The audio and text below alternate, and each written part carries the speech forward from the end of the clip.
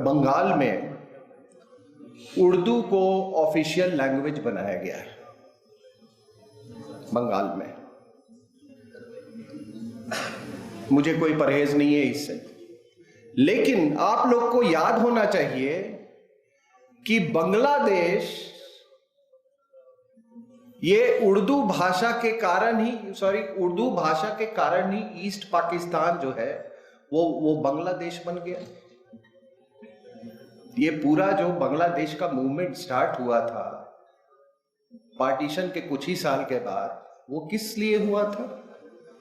वो waste Pakistan east Pakistan पे उर्दू भाषा इंपोज करना चाहता था, इसलिए वहां पर आंदोलन शुरू हुआ और वो आंदोलन चलता रहा और उसका जो कॉन्सिक्वेंस हुआ वो हुआ आपका बांग्लादेश। लेकिन ममता बनर्जी ने उन्होंने नकार दिया उर्दू लैंग्वेज को, लेकिन ममता बनर्जी ने उसको ऑफिशियल लैंग्वेज बना दिया। नॉर्थ दिनाजपुर में किसी स्कूल में 2 उर्दू टीचर्स की अपॉइंटमेंट हुई। उस स्कूल में कोई 1700 स्टूडेंट थे। वहां पे कोई किसी ने उर्दू लैंग्वेज के लिए ऑप्ट नहीं किया था, फिर भी वहां 2 उर्दू टीचर्स का अपॉइंटमेंट हुआ। जब उनका अपॉइंटमेंट हो रहा था तो उनको छात्रों ने, वहां कोई 1700 छात्र पढ़ते थे, उन्होंने पूरे ब्लॉक कर दिया, कहा कि हम इनको नहीं आने देंगे क्योंकि हमको यहाँ मैथ साइंस बाकी टीचर्स की कमी है। आपका उर्दू का क्या आपको भूत सवार हो गया? तो उन्होंने आंदोलन शुरू किया। जबरदस्ती पुलिस के द्वारा एस्कॉर्ट करके उनको लाया जा रहा था। उस संस्था में गोली चली और 2 बच्चे जो है वो मारे गए। तो आप बताओ कि जो चीज बांग्लादेश में नहीं हो रहा है, आप इसको वेस्ट बंगाल में क्यों ये कर रहे हो? और आपको मैं बता दूं, छात्र और छात्राएं थोड़े ध्यान दें मेरी तरफ, कि पाकिस्तान का सबसे पहले डिमांड बंगाल से ही शुरू हुआ था। और याद रहे 16 अगस्त 1946 को डायरेक्ट एक्शन डे वहीं पे हुआ था। 4000 से, ऑफिशियल फिगर्स में बता रहा हूं, 4000 से ज्यादा लोग मारे गए थे, 1 लाख से ज्यादा लोग बेघर हो गए थे। तो ये सारी कंट्रोवर्सी क्यों हुई?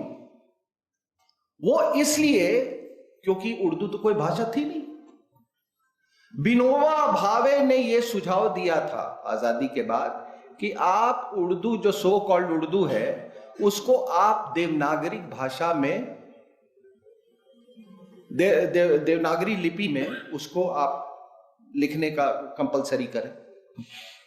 तो ये आज जो फीलिंग ऑफ सेपरेटनेस जो कि ये किया जा रहा है लैंग्वेज को टूल बना के, वो आज सक्सेस नहीं होता और इस तरह के विवाद उठते ही नहीं।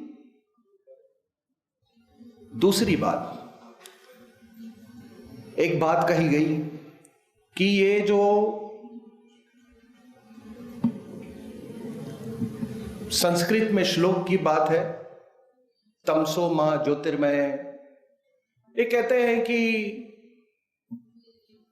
इसमें ऐसे श्लोक पढ़ने से लोगों के वैज्ञानिक सोच, बच्चों के वैज्ञानिक सोच और उनका मेंटल साइंटिफिक डेवलपमेंट में वो विरोधक है। आपको मैं बता दूं कि तमसो मां ज्योतिर्मय क्या है? अगर पूरा श्लोक आप पढ़ें, उसमें कहीं किसी देवी देवता का नाम नहीं। वो कहता है, O lord, take me from the path of darkness to the path of light. अज्ञान से मुझे ज्ञान की तरफ ले चलिए। मुझसे मौत का आप खौफ छीन लें और मुझ में अमृतत्व प्रदान करें, उस श्लोक का यह मतलब है। तो ये बताइए क्या ज्ञान अज्ञान रोशनी है, ये इस पर एम्फेसिस, क्या ये कम्युनल है?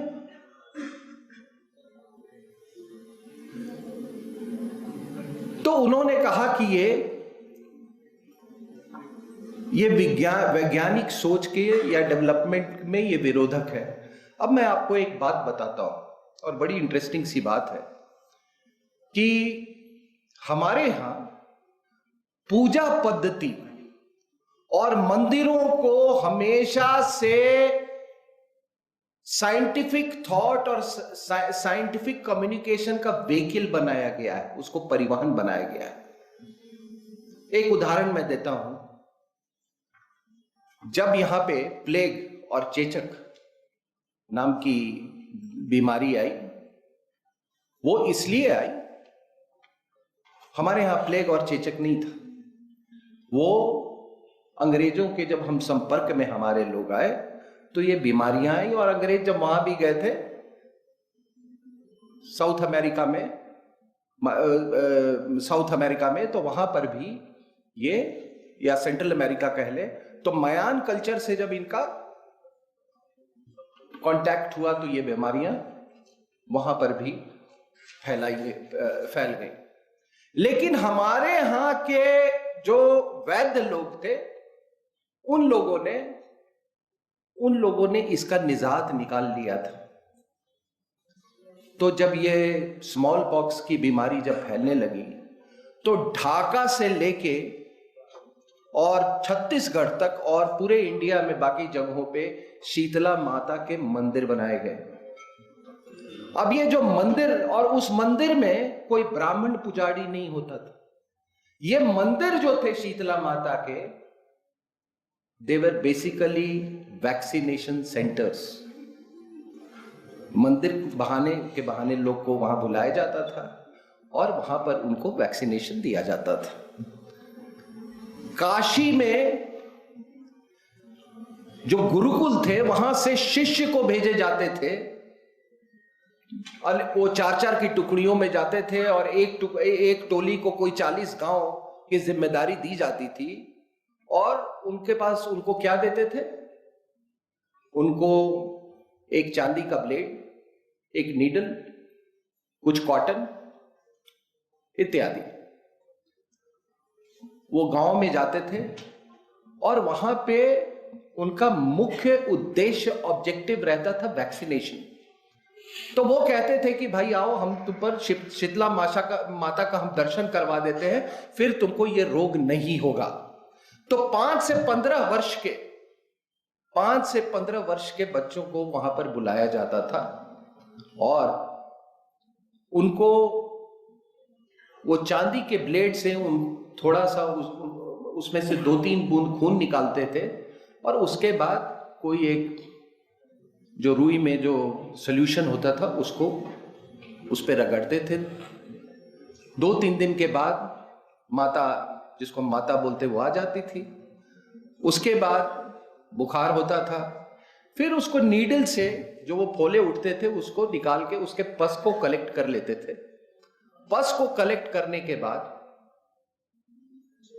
वो अपने गुरु को फिर वापस जाके वो पस जमा कर देते थे। और इस तरह से हमारे यहाँ ये वैक्सीनेशन की परंपरा, जबकि अंग्रेज सोच भी नहीं सकते थे, हमारे यहाँ आई।